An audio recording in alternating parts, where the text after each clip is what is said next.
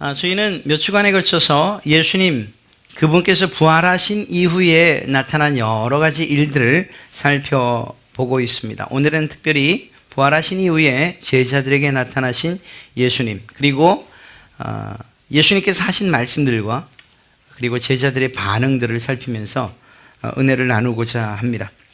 예수님의 부활을 확신하지 못한 사람들, 그들의 반응은 서로 다르게 나타납니다. 지난주에 살펴본 것처럼 어떤 사람들은 예루살렘에서 마치 도망치듯 멀리 떠나간 사람들도 있어요. 고향으로 내려가는 사람들도 있고요. 자기의 직업을 찾아 가는 사람들도 이제 보게 될 것입니다. 어떤 사람들은 예수님의 부활을 전하는 이 여인들을 향해서 정말 어처구니 없는 일이다 라는 이러한 반응을 보입니다. 그리고 오늘 우리가 함께 읽은 이 말씀을 통해서 제자들에게 이 제자들이 매우 두려워하고 있다라는 이 사실을 우리는 보게 됩니다. 그 두려움이 문을 닫게 했습니다. 성경을 보면 그냥 그저 문 하나를 닫은 것으로 이야기하지 않고요. 문이란 문은 모두 다 걸어 잠근 것을 보게 됩니다. 그만큼 두려워했던 것이라고 말할 수 있겠죠. 왜 이들이 이토록 두려워하면서 모든 문을 걸어 잠근 걸까? 오늘 우리가 읽었던 말씀 19절에 유대인들을 두려워하여 라고 기록되어 있습니다. 유대인들을 두려워할 이유가 과연 있었을까요? 네. 이 마태복음에 기록된 대로 경비병들, 예수님의 무덤을 지키던 경비병들이 대제사장과 나눴던 대화에서 아마 그 답을 찾을 수 있을 것입니다. 예수님이 부활했다는 경비병들의 보고를 듣자 이 대제사장들과 장로들이 거짓 소문을 퍼뜨리죠. 야, 제자들이 예수님의 부활을 사실인 것처럼 꾸미기 위해서 예수님의 시체를 훔쳐간 것이다. 이렇게 좀 소문을 내라 라고 이야기를 합니다. 그리고 그것이 마치 사실인 양 그 당시에 퍼져나가기 시작합니다. 예수님을 죽이는 정도에까지 미워했던 종교 지도자들이 그의 잔당이라고 할 수 있는 제자들을 미워하는 것, 혹은 죽이려고 혈안이 되어 있는 것, 이건 당연한 일 아니겠습니까? 그러니 예수님의 제자들이 두려움 가운데에서 문을 걸어 잠그고 있을 수밖에 없었던 것, 숨어 있을 수밖에 없었던 것이죠. 요한복음 17장 14절 말씀을 보면 내가 아버지의 말씀을 그들에게 주었사오매 세상이 그들을 미워하였사오니 이는 내가 세상에 속하지 아니함 같이 그들도 세상에 속하지 아니함으로 인함이니이다. 제자들을 향한 예수님의 기도문 가운데 나와 있는 거예요. 예수님의 제자들은 세상 가운데에서 미움을 받을 수밖에 없는 존재들이다 라고 주님이 말씀하고 계신 것이죠. 왜냐하면 예수님 그분이 세상에서 미움을 받았기 때문입니다. 예수님의 제자들이 미움을 받는 것은 당연한 일이라고 이야기하고 있는 것이죠. 이렇듯 외부적인 요인, 유대인들이 제자들을 혈안이 되어 찾고 있는 이 일이 두려움의 이유였던 것입니다. 또 한 가지는 예수님께서 자신들과 함께 계시지 않았다는 이것이 또 그들의 두려움의 이유 가운데 하나지 않겠습니까? 풍랑이 있는 그러한 바다, 그 배 위에서도 비록 처음에는 서둘렀지만 또 좀 힘들었지만 그러나 주무시고 계신 예수님이 일어나 바다와 그리고 풍랑을 잔잔케 하실 때 그들의 마음 가운데 평안이 있었고 주님과 함께 하신다는 이 일이 힘과 능력이 됨을 알았던 제자들, 3년의 그러한 공생의 가운데서 예수님과 동행하는 적어도 그 시간만큼은 제자들이 두려움 없이 살았을 것입니다. 그런데 지금은 예수님이 계시지 않아요. 부활했다는 소식은 들었는데 예수님은 정작 그들과 함께 계시지 않는 것입니다. 그러니 그들이 두려움에 떨 수밖에 없었던 것이죠. 오늘 말씀을 통해서 새 생명으로 부활하신 이 예수님께서 그날 저녁 두려움에 떠는 제자들에게 나타나서 어떤 말씀을 하셨는지 또 어떤 명령을 하셨는지를 살펴보며 오늘 은혜를 나누려고 합니다. 앞서 말씀드렸던 것처럼 이 제자들은 두려움으로 인해서 숨어 있어야만 했어요. 그런데 이게 정말 제자들만의 이야기겠는가 생각을 해봅니다. 오늘을 사는 우리 성도들 역시 제자들과 다를 바 없는 그러한 삶을 살고 있지 않습니까? 혹여는 이렇게 얘기할 겁니다. 아니, 우리가 신앙에 자유가 없는가? 무슨 이슬람권도 아니고 공산주의도 아니고 예수님 믿으려고 하면 편안하게 성경책 끼고 교회 갈 수 있는데 그토록 두려움을 느낀다고? 우리는 그런 생각이 없습니다. 우리는 두려워하지 않습니다. 정말 그럴까요? 예수님을 신실하게 믿는 성도들은 세상에서 미움받는 것 당연한 것입니다. 예수님께서 그 제자들을 말씀하실 때에 너희들이 미움받는 것 당연하다. 왜? 내가 미움을 받았으니까 라고 말씀하셨던 것처럼 말입니다. 실제로 세상은 우리 성도들에 대해서 매우 적대적입니다. 우는 사자처럼 달려듭니다. 기회만 있으면 물어 뜯으려고 합니다. 우리가 그런 세상을 살고 있는 것입니다. 성경의 이 신실한 성도들의 모습은 이러한 때에 아주 매우 당당하게 그 두려움과 맞서 싸우는 것들을 보게 돼요. 굳이 예를 든다면 다니엘과 그의 세 친구들을 한번 보십시오. 사자굴로 걸어 들어가는 그러한 다니엘, 풀무불 가운데 던져지는 세 친구의 이야기를 보면서 야, 이들에겐 정말 두려움이 없었단 말인가 싶을 정도로 말입니다. 성경에 기록되지 않은 수많은 우리의 믿음의 선배들 역시 이러한 죽음의 길, 그리고 예수 그리스도로 인한 고난의 길을 걸어가기를 두려워하지 않았다는 사실을 우린 잘 알고 있어요. 신앙의 유적지들이나 혹은 여러 이야기들을 통해서 죽음조차 두려워하지 않았던 믿음의 선배들의 이야기를 우리가 듣기 때문이죠.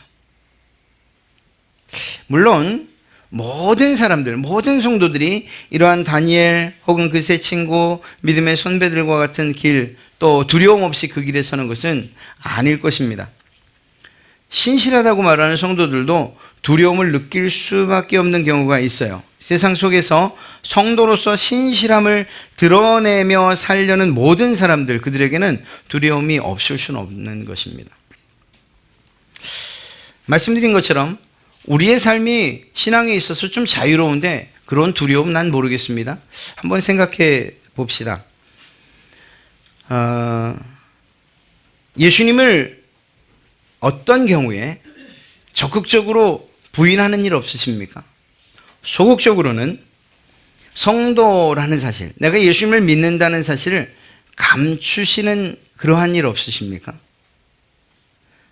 없다면 얼마나 감사한 일이겠습니까? 그런데 때로는 세상에서 살다 보니 이런저런 이유로 내가 예수님을 믿는다는 것, 교회를 다닌다는 것이 지금은 좀 감춰졌으면 좋겠다, 알려지지 않았으면 좋겠다 싶은 그러한 경우들을 우리는 만나게 돼요. 그리고 실제적으로 그렇게 스스로를 감추고 위장하는 일들이 없지 않아 있어요. 왜일까요? 그것이 바로 두려움 때문입니다. 그 속한 공동체로부터 혹은 따돌림을 당하지 않을까, 내가 예수님을 믿는다고 이렇게 한번 이야기한 것 때문에 혹시 앞으로 내 삶에, 내 행동에, 내 말에 제약을 받지 않을까 하는 것 말입니다. 이러한 드러나지 않는 두려움들은 모든 성도들에게 있을 수밖에 없어요.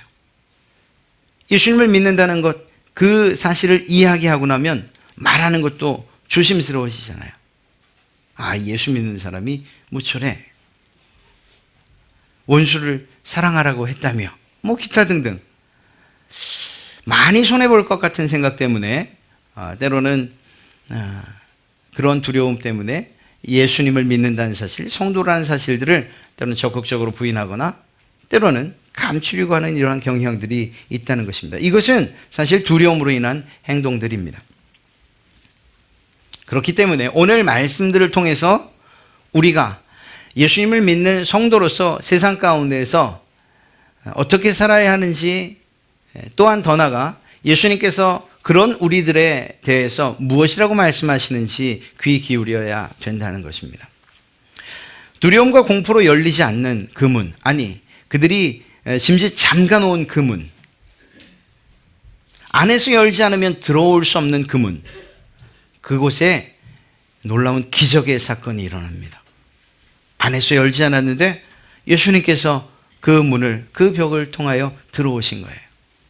어떻게 들어왔는지는 모르겠어요. 놀라운 부활의 그 영광스러운 몸, 그 몸으로 가능했던 일인 것만큼은 틀림없습니다. 공포에 떨고 있는, 두려움에 떨고 있는 그 제자들 앞에 나타나신 예수님, 그 등장은 매우 놀라운 등장이 아닐 수 없었습니다.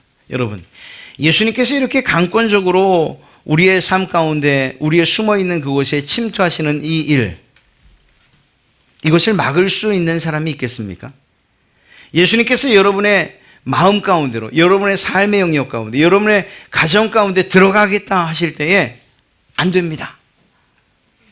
내가 문을 단단히 걸어 잠글 겁니다. 이렇게 말하면서 예수님께서 오신다는 것을 막을 사람이 어디 있겠냐는 것입니다. 그렇게 제자들 가운데로 들어오신 주님께서 가장 처음 하신 말씀이 무엇입니까? 너희에게 평강이 있을지어다. 그리고 또다시 잠시 후에 너희에게 평강이 있을지어다. 이 말씀을 다시 반복하십니다. 두려움에 떠는 그 제자들에게 가장 필요한 것이 무엇인지 예수님께서 하셨는데 그것이 바로 평강이었어요. 샬롬. 에이레네로하고 표현되어 있는, 헬라어로 표현되어 있는 바로 그 평화, 그것이 그들에게 가장 필요한 것이었던 것을 아셨던 것이죠. 예수님께서 단지 그들에게 너희가 지금 두려워하냐? 이제는 평안해라 라는 그러한 말씀만으로 하신 것은 아닐 겁니다. 요한복음 14장 27절, 이 사건이 일어나기 이전에 이미 예수님께서는 그의 제자들에게 평강과 평안을 약속해 주셨어요. 14장 27절 말씀을 보면 평안을 너희에게 끼치노니 곧 나의 평안을 너희에게 주노라. 내가 너희에게 주는 것은 세상이 주는 것 같이 아니하니라. 너희는 마음에 근심하지도 말고 두려워하지도 말라. 주님께서 약속하셨어요. 16장에서도 약속하셨어요. 이렇게 평강과 평안을 약속해 주신 주님께서 오늘 그 약속을 잊은 채 두려워하고 있는 제자들에게 나타나서 예수님이 하셨던 그 말씀을 다시금 상기시켜 주시는 거예요. 여러분, 우리가 두려워할 때에, 그래서 어찌할 바 모를 때, 이것이 맞는지 틀리는지 그것조차 결정하지 못할 그때 주님께서 여러분에게 약속을 하셨던 그 약속을 상기시켜 주십니다. 내가 너희에게 평안을 끼치노니, 내가 너희에게 평안을 주노니 근심하지 말고 두려워하지도 말아라. 험한 세상 살아나가도 엄청나게 크게 다가오는 문제가 있어도 두려움을 넘어서 공포를 느끼는 그러한 일들이 있다 할지라도 두려워하지 말고 놀라지도 말고 근심하지도 말아라. 내가 너희에게 평안을 주기 때문이다 말씀하신 것입니다. 사랑하는 성도 여러분, 제자들이 놀랍게도 이러한 평안의 선언을 들은 이후에 그들의 삶이, 그들의 마음이 180도 바뀌는 것을 보게 됩니다. 예수님께서 그렇게 말씀하신 이후 20절 마지막 절을 보면 제자들이 주를 보고 기뻐하더라. 사랑하는 성도 여러분, 우리가 어찌할 바 모르는 상황 가운데에서 우리에게 평안을 선언하시는 그 예수 그리스도, 우리의 심령 가운데에서 평안하라고 말씀하시는 성령의 음성을 들을 때에 여러분의 삶 가운데 기쁨이 차고 넘칠 줄로 믿습니다. 우린 말합니다. 세상에 기뻐할 일이 어딨냐고, 즐거워할 일이 어딨냐고. 이렇게 힘든 세상, 이렇게 각박한 세상, 한시도 마음을 놓을 수 없는 이런 세상. 그러나 그 가운데에서 주님은 평안을 선언하시고 그 평안의 수혜자는, 그 수혜자는 기쁨을 누리게 되는 것입니다. 주님께서 여러분의 삶의 현장 가운데에서 여러분의 처한 상황과 상관없이 여러분에게 평안을 선언하실 때 여러분의 기쁨과 즐거움이 여러분의 삶을 지배하게 될 줄로 믿습니다. 이들은 이제 잠시 후에 예수님께로부터 큰 사명을 받게 됩니다. 지금까지와는 다른 새로운 사명이라고 말할 수 있습니다. 그때에 이렇게 새로운 사명을 감당해야 할 자들에게 가장 필요한 것이 무엇인가? 바로 평안인 것이에요. 여호수아서 1장 19절 말씀을 보면 1장 9절 말씀을 보면 내가 내게 명령한 것이 아니냐 강하고 담대하라 두려워하지 말며 놀라지 말라 내가 어디로 가든지 내 하나님 여호와가 너와 함께 하느니라. 가나안 땅을 앞에 둔 여호수아에게 하신 말씀이에요. 가나안 땅 어떤 땅입니까? 거인족들이 사는 강한 철제 무기로 무장한 채 높고 험한 성벽을 가지고 있는 그러한 족속들 아닙니까? 그들과 싸움을 앞둔 여호수아, 그가 두렵지 않을 수 없었어요. 특히 그에게 누가 없습니까? 모세가 없어요. 지금까지 버팀목으로 여기며 힘있게 정말 힘이 되어줬던 그 모세, 그가 없어요. 이제는 혼자서 이 큰 일을 감당해야 했던 것입니다. 그가 두려워하는 일, 떨 수밖에 없는 것 당연한 일입니다. 그러나 하나님은 새로운 지도자로 세우신 여호수아에게 평안하라고 말씀하신 거예요. 하나님께서 함께해 주실 것, 반드시 승리하게 하실 것을 약속해 주셨던 것입니다. 그리고 그 일을 여호수아는 놀랍게 그리고 멋지게 감당하는 것을 보게 됩니다. 주님이 제자들에게 이러한 평안을 선언하셨다 해도 실제로 바뀐 것이 있습니까? 아니에요. 바뀐 것이 전혀 없어요. 여기에서 우리는 주님이 주시는 평안의 놀라운 비결 하나를 보게 됩니다. 세상은 바뀌지 않아도, 환경은 바뀌지 않아도, 주변의 상황들은 바뀌지 않아도 주님께서 여러분에게 주시는 그 평안은 여러분을 바뀌게 한다는 사실이에요. 주님께서 함께 하신다는 사실을 더 확실히 믿게 되고 그 주님께서 여러분들과 함께 싸워 승리케 하실 것이라는 것을 믿게 될 것이라는 것이죠. 주님께서 이미 그것을 말씀하셨지 않습니까? 요한복음 16장 33절 말씀을 보면 이것을 너희에게 이르는 것은 너희로 내 안에서 평안을 누리게 하려 함이라. 그 평안이 무엇으로부터 오냐고요? 세상에서는 너희가 환난을 당하나 담대하라. 내가 세상을 이기었노라. 아멘. 이미 주님께서 세상을 이기셨기 때문에 제자들이 평안할 수 있다는 거예요. 이 일은 오늘날 이 험한 세상을 살아가는 우리에게도 동일하게 적용됩니다. 여러분 평안하십시오. 담대하십시오. 왜냐고요? 이미 주님께서 세상을 이기셨기 때문입니다. 이것이 우리에게 주님께서 하신 말씀이에요. 내가 이미 세상 이겼으니까 염려하지 말아라. 우리 성도의 평안의 그 이유는 세상의 조건 때문이 아닙니다. 무엇을 소유했느냐, 그 소유의 양이 얼마나 많으냐, 이것과 상관없는 거예요.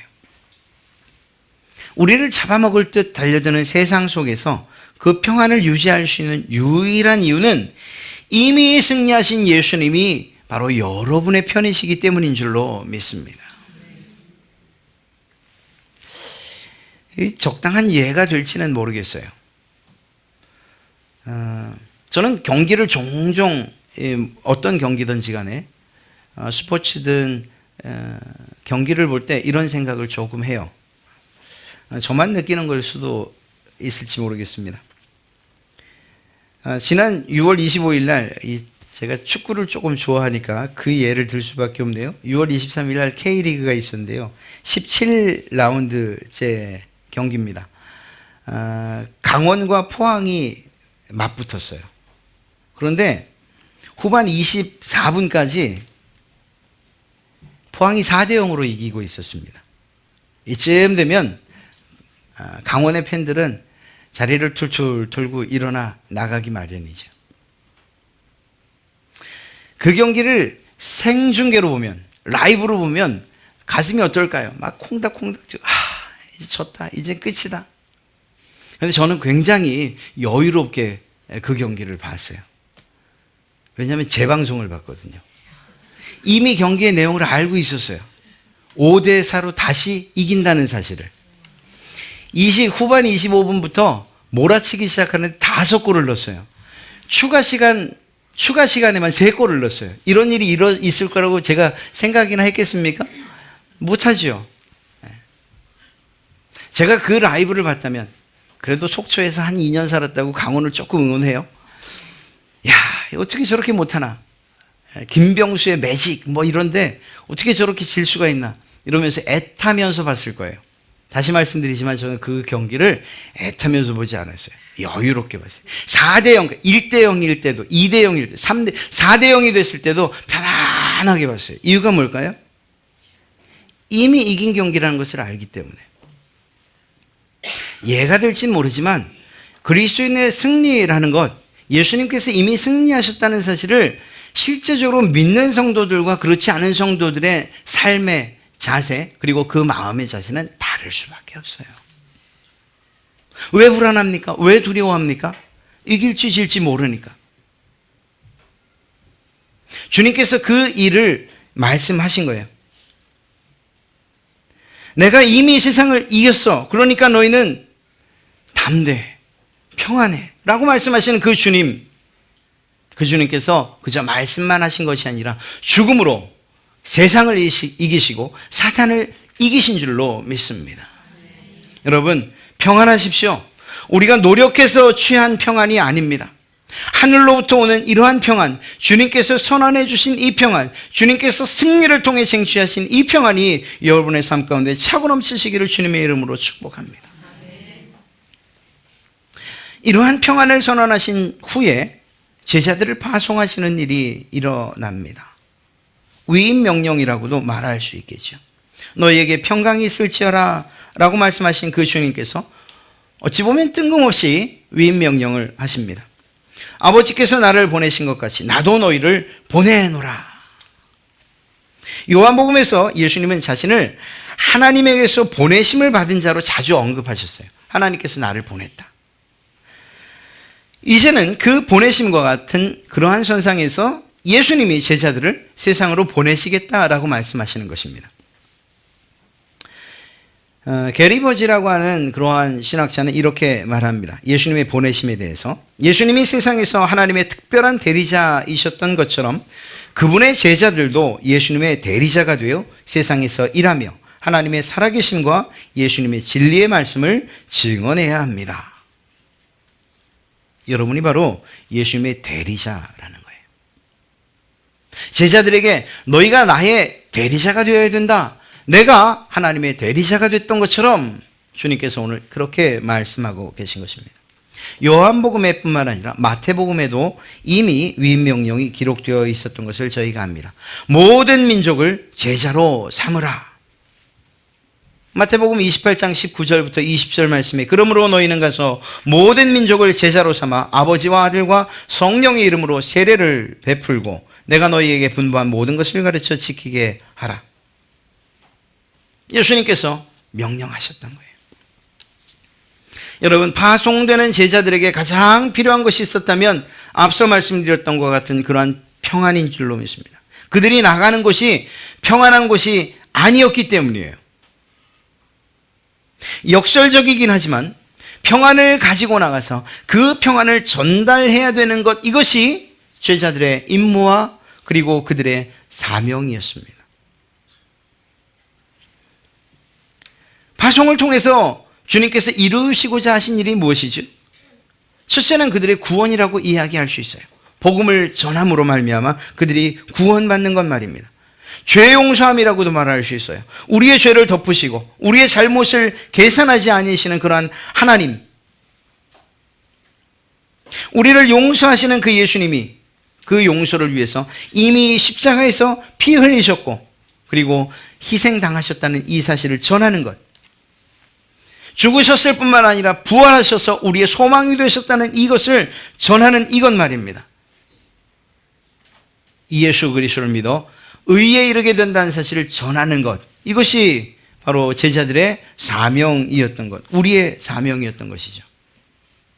또 한 가지는 아주 중요한, 제자들에게 주님께서 평안을 선언하셨던 것처럼 그 제자들도 세상 가운데 나가 평안을 선언하는 자들이 되어야 된다는 거예요. 다른 표현으로 하면 화목해하는 직분을 제자들에게 주셨다라는 것이죠. 고린도후서 5장 18절 말씀을 보면 모든 것이 하나님께로서 났으며 그가 그리스도로 말미암아 우리를 자기와 화목하게 하시고 또 우리에게 화목하게 하는 직분을 주셨으니, 예수님께서 이 땅 가운데 오신 이유가 무엇일까요? 참 상징적인 그러한 이 표식이긴 하지만 십자가가 주님이 오신 그 목적을 정말 잘 드러내고 있어요.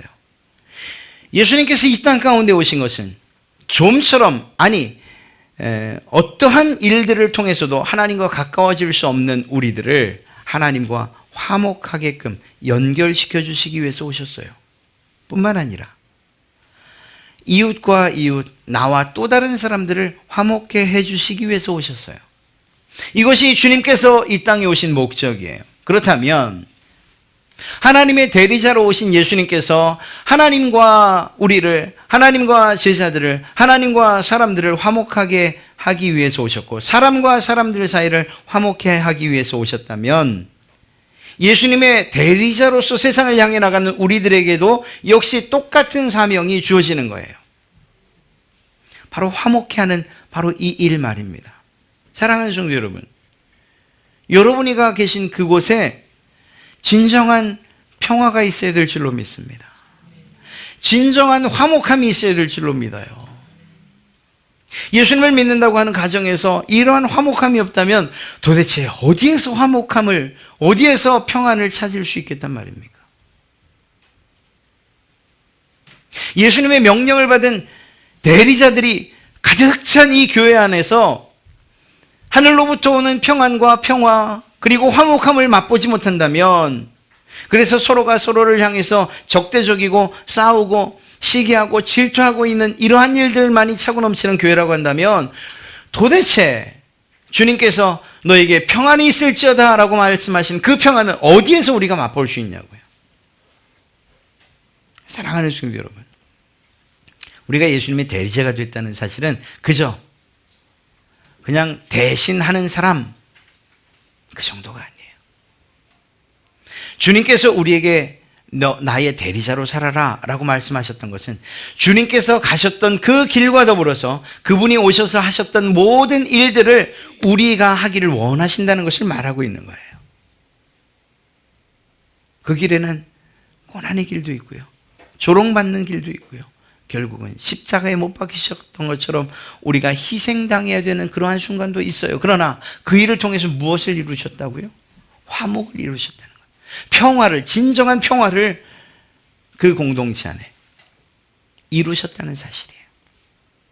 이 사명이 여러분과 저에게 주어진 줄로 믿습니다. 주님께서 이러한 평화를, 그리고 평화를 선언하시고 그들에게 위임 명령을 주셨어요. 이제 우리는 나가기만 하면 되는 겁니다. 여기서 놀라운 사건 한 가지가 일어나요.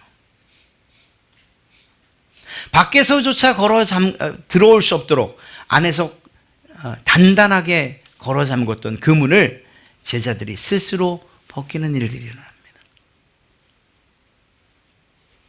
주님께서 여러분에게 나타나 평안을 선언하시고 여러분에게 정말 해야 할 일들을 명령하실 때, 그리고 그것을 우리가 따라 순종할 때에 우리는 놀랍게도 그토록 우리를 향해서 달려들려고 하던, 대적하려고 하던 그 세상을 향해서 스스로 문을 열고 나가는 일들이 있게 된다는 거예요.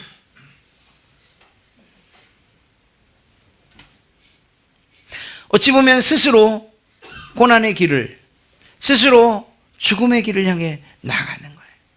이것이 진정한 성도의 모습인 것입니다. 앞서 말씀드렸던 것처럼 어떻게 하면 내가 예수 믿는 걸 숨길 수 있을지, 어떻게 하면 내가 예수님을 믿는다는 사실을 적극적으로 좀 부인할 수 있을지,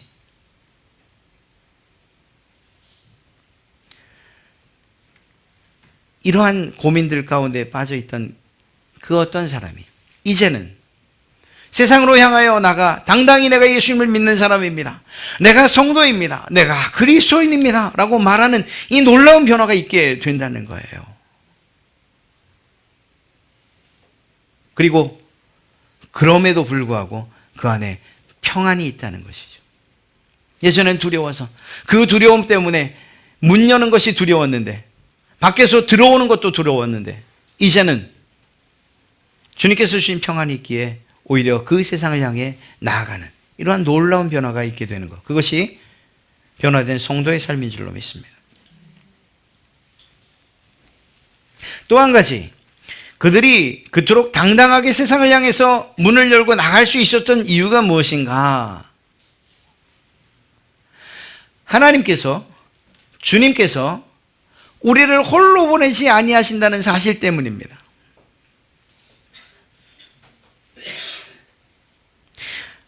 하나님께서 성경상에서 누군가를 파송하실 때, 보내실 때 공통점이 있어요. 내가 너와 함께 있겠다라고 하시는 이 사실이에요.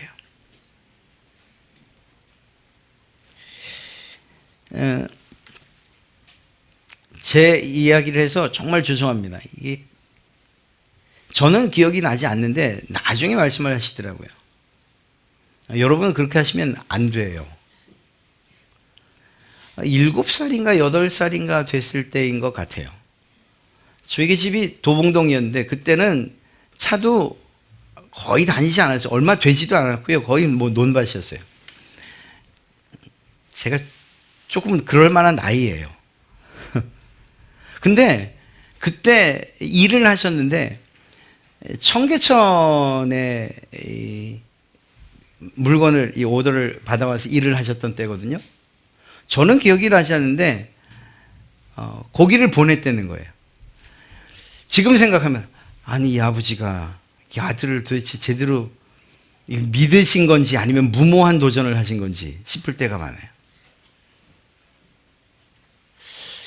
그렇게는 하지 마십시오. 만약에 그런 일을 하시고자 한번 마음 먹으시면 따라가세요. 그죠? 따라가시면 돼요. 그 아이는 혼자라고 생각하지만 여러분이 함께 계시니 무슨 일이 생기지는 않을 겁니다. 하나님께서 무모하게 우리에게 일을 시키시는 분이 아니라고요. 출애굽기 4장 12절 말씀을 보면 모세에게 말씀하십니다. 이제 가라. 내 사랑하는 백성들을 구원하기 위해서 이제 가라. 끝. 아니에요. 그렇지 않아요. 그 뒤에 이어지는 말씀이 있어요. 너의 입과 함께 있어서, 누가? 내가 너와 함께 있어서 할 말을 가르칠 것이다. 여호수아도 마찬가지예요. 1장 9절 우리가 읽었던 말씀, 내가 내게 명령한 것이 아니냐. 강하고 담대하라. 두려워하지 말며 놀라지 말라. 그것으로 끝이 아니에요. 그 뒤에 이어서요. 내가 어디로 가든지 내 하나님 여호와가 너와 함께 하느니라. 마태복음 28장 20절도 마찬가지예요. 내가 너희에게 분부한 모든 것을 가르쳐 지키게 하라. 이것으로 끝나지 않으셔요. 볼지어다 내가 세상 끝날까지 너희와 항상 함께 있으리라. 이것이 마지막이에요.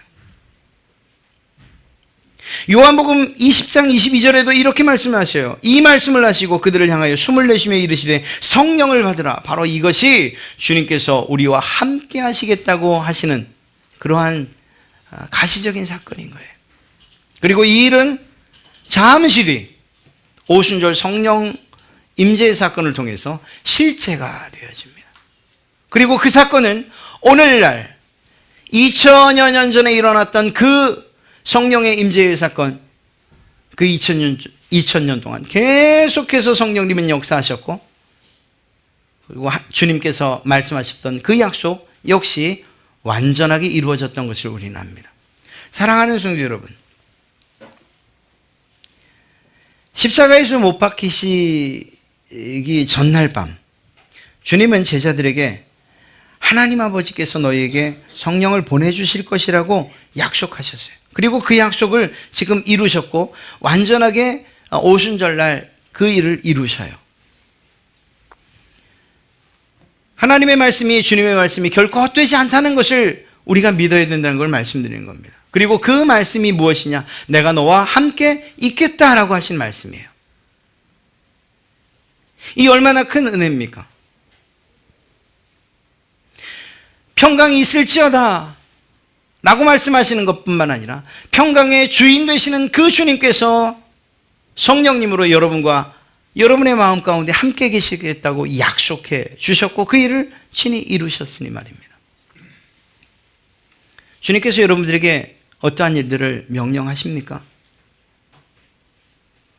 개인적으로 가정에서 복음의 전달자로 여러분을 세우셨습니까? 그 일이 너무 힘듭니까?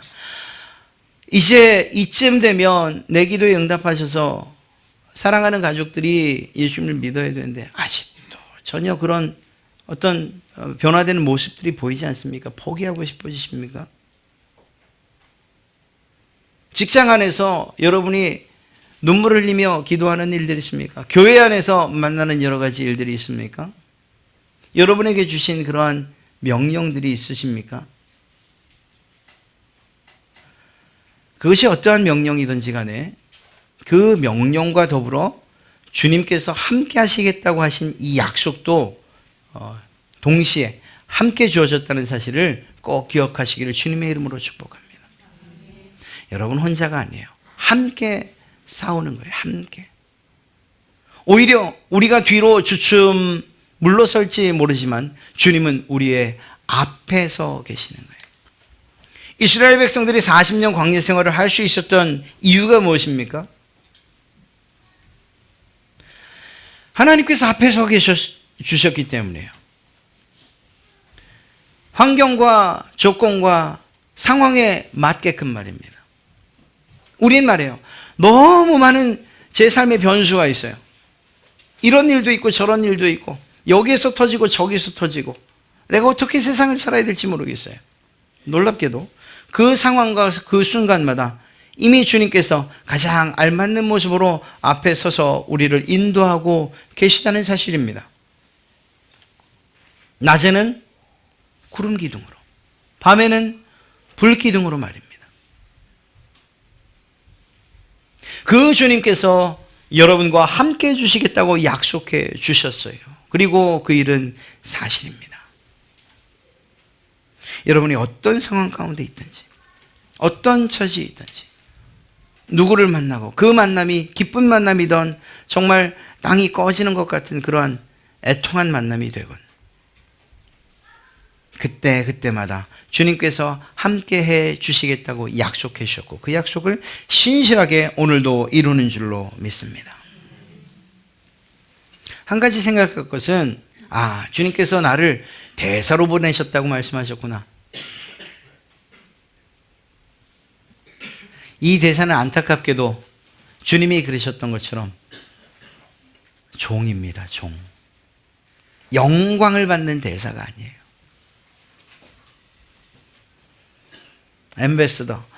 정말 나라의 모든 책임과 권한 그리고 권위를 다 가지고서 떵떵거리면서 누리는 그런 대사가 아니라고요. 예수님께서 하늘의 대사로 오셨다면 그분이 죽어야 될 이유가 있습니까? 고통당하셔야 될 이유가 있습니까? 조롱당하시고 신베틈 당하실 이유가 있습니까? 없지요. 그런데 그분께서 내가 대사로 왔는데 종으로 왔다. 그리고 그 종으로 온 모습들, 그 삶을 그대로 살아가셨어요. 아니, 주님께서 하늘의 대사로 오시면서도 종의 모습으로 가장 낮은 자의 모습으로 오셨는데 예수님의 대사로서 보내심을 받은 우리가 종이 아니라 대접을 받겠다고, 영광을 누리겠다고. 사랑하는 성도 여러분, 주님께서 주신 그 위임의 명령을 잘 감당하는 이들에게, 바로 여러분에게 준비된 그 영광은 지금 이 땅에서가 아니고 우리에게 마련된 새하늘과 새 땅, 그곳인 줄로 믿습니다. 제가 여러분들에게 이런 말씀 드리는 게 참 어려운 건 알아요. 아니, 나 예수님 믿고 복 좀 받아보려고 그랬는데, 아니, 이런 참담한 말을. 여러분, 참 신약 성경을 보면 얄궂어요. 하나님께서 나와 함께 하신다는 사실들이 신약 성경에 얼마나 많이 나타나 있습니까?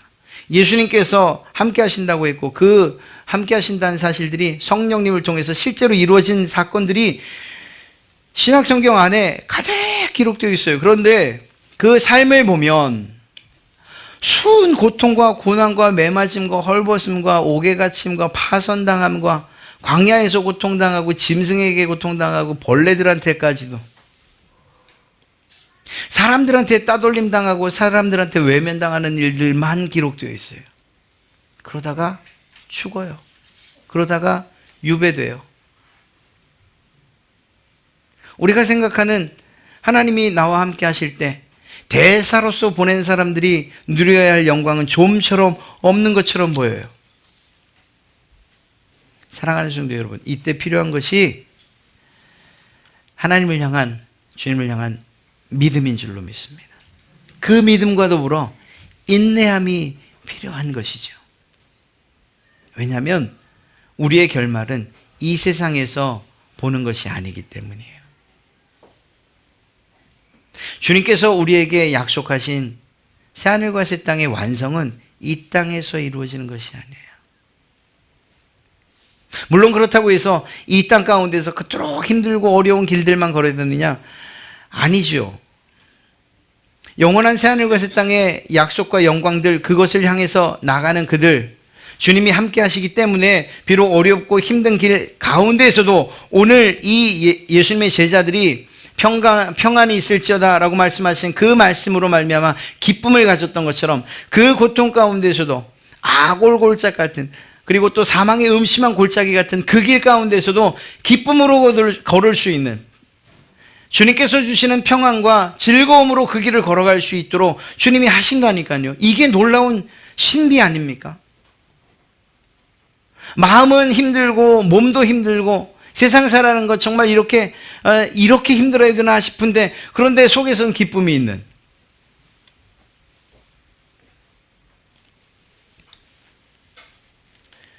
그것이 바로 우리 그리스도인들 성도들의 인생인 줄로 믿습니다. 이유가 무엇입니까? 주님이 우리와 함께 하시기 때문에. 여러분들에게 여러분이 해야 할 명령들을 주시고 해야 할 주님께서 하셨던 그 일들을 위임하여 주실 때에 내가 너와 함께 하겠다고 하시는 약속까지 주셨기 때문에 우리가 이 일들을 능히 감당하게 되는 줄로 믿습니다. 여러분, 오늘 말씀을 통해서 두려움에 떠는 제자들에게 그리고 우리에게 나타나 평안을 주시고 또한 사명을 주시고 그 사명지로 홀로 보내시는 것이 아니라 내가 너와 함께 가니 걱정하지 말아라, 두려워하지 말아라 말씀하시는 그 주님, 내일부터 또 여러분들의 삶의 현장으로 나갑니다. 그리고 그것이 사역지가 되고 그것이 여러분들이 사명을 감당해야 될 곳이 되는 줄로 믿습니다. 결코 여러분들을 혼자 보내지 아니하신다는 사실을 믿어 주님과 동행하시며 그 안에서 평안을 누리고 진정한 기쁨을 누리며 그 생활 가운데 주님과 함께 승리하시는 그러한 여러분 되시기를 주님의 이름으로 축복합니다.